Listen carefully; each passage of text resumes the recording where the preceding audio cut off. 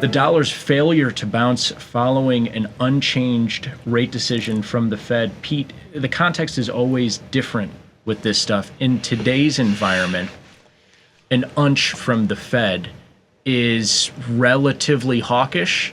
As an action, that is, everybody except for the Bank of Japan is moving interest rates lower. Right. We talked about how Switzerland has moved interest rates now to 25 basis points. Even the Bank of England, who's been right there with the U.S. as one of the most hawkish major central banks, moving interest rates lower in the last several months. But we dive into some of the numbers. You and I don't always do stuff like this, but I thought it was particularly interesting just to give people exactly the outlook from this March Fed meeting. Expectations, Pete, are still 225 bip rate cuts at some point here this year. And you can see in the dot plot, if you're looking at the leftmost grouping of dots, if you can follow my mouse here, this is all these blue dots are a vote from the different Fed members. And you can see the majority of this distribution is sitting right in here in the 3.75 to 4% range. It's more like a Rorschach test. You've got like the tall snowman, a little chubbier snowman, This and looks to the like a right, little kind of that's alien the, guy. That's like either the anorexic snowman or the alien guy. It's funny you say snowman. To me, it was they all look like Star Wars like droids or something. Like they could all be like rolling around or hovering around and like doing some Star Wars stuff.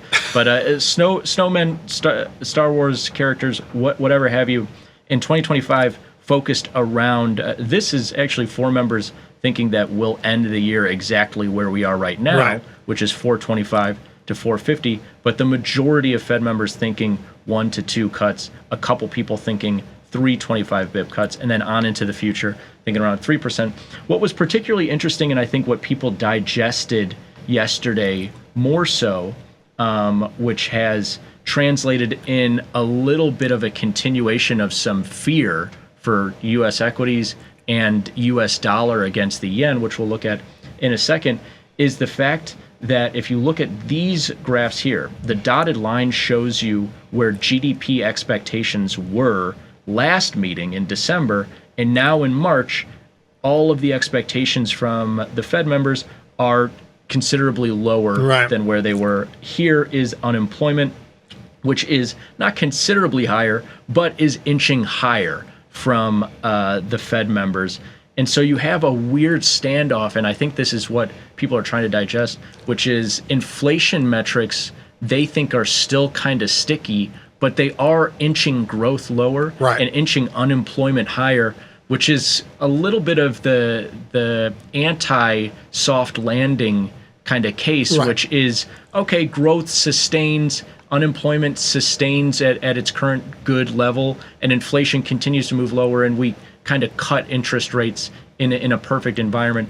Not exactly what they're getting, and you saw it play out a little bit in this U.S. dollar rally into the event, Pete, all the way up to 150, and then they sold it off and they continue the selling today. Yeah, and again, we were both, 150 was getting back to a rich level. We had when euro shook out to its highs, I think we got down to 144. So we had a pretty sizable rally in dollar yen. And leading into the event here, to get back from about 145 all the way back up to 150. Right. And, you know, this is interesting tape action to me in terms of the dollar yen was sold irrespective of general dollar moves, irrespective of general U.S. equity moves. Mm-hmm. But the recurring theme that as bonds creep higher, remember, we started the week at 116 and change. We're above 118 2 points now. higher, yeah. So yields lower.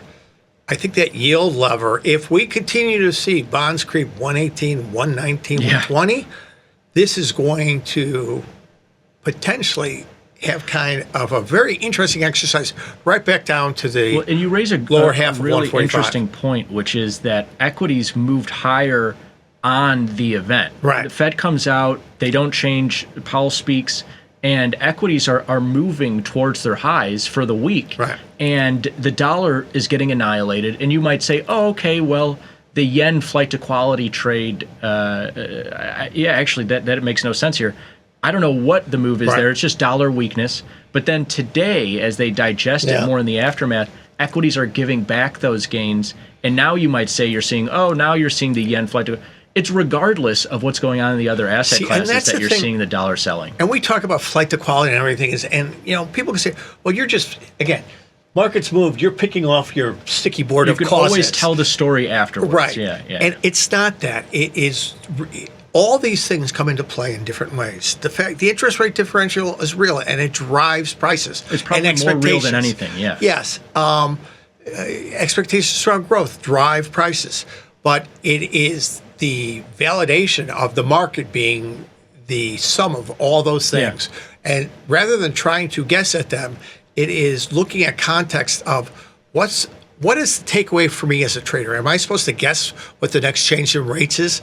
Not necessarily so, but to see that where's the linkage? The linkage right now is long and short end U.S. yields are helping to fuel dollar yen moves. So this is on my radar. If we trade north of 119, I've got to imagine that dollar yen selling continues at an accelerated rate as we go into the weekend. And this is where we'll leave it here, because the U.S. rate expectations for 26 are currently still kind of mirroring that dot plot. And remember, this is what the traders think out in the world of interest rate markets versus that dot plot, which is just the Fed members, what they think. Were you surprised this didn't move one way or another? I was surprised to see, given the dollar weakness, that these rate expectations are still in that 3.5% to 4% range, which is where the Fed is. But I think leaving people here with the current picture, and also keeping in mind the carry trade when you're talking about dollar yen and a couple of these different things, here is the current landscape, which is UK's at 4.5%, the US is still at 4.25% to 4.5%, Aussie is still decently high, Canada relatively high, but all these markets moving lower, and Japan is down there at 50 bips, but they're the only ones that are moving higher. I think that you have to probably watch the interest rate price action, where the carry trade dynamics kind of kick in for a number of these pairs. It's a great way to end it too, because we know there's a strong chance they're going to cut rates in about 4 minutes in the UK. Aussie has made clearly that they're not stop. This is not necessarily a stop to the downside. It can't Same thing with Canada. Yeah. Same thing with Europe in terms of growth. The only thing that we know for certain is that Japan has no interest in cutting, and the discussion is when the next hike is. So that is, when we look at this disconnect around performance, this is a great summary of direction, drift of travel, and potentially what moves, and why the currency outcomes we're seeing.